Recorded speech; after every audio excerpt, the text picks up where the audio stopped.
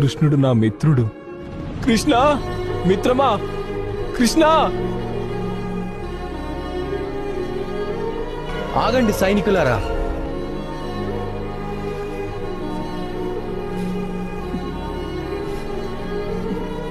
ప్రాణ స్నేహితుడు ఇతనే నా సుధామ.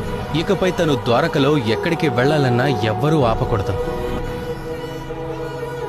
రా, సింహాసనం మీద కూర్చో. లేదు మిత్రమా, లేదు. రా సుధామ.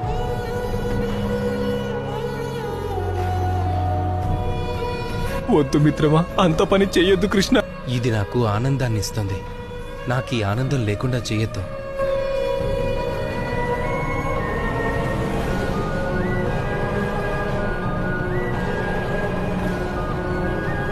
అన్నట్టు మిత్రమా, నువ్వు వచ్చావంటే ఉత్త చేతులతో అయితే వచ్చుండవు కదా. చెప్పు, ఏం తీసుకొచ్చావో.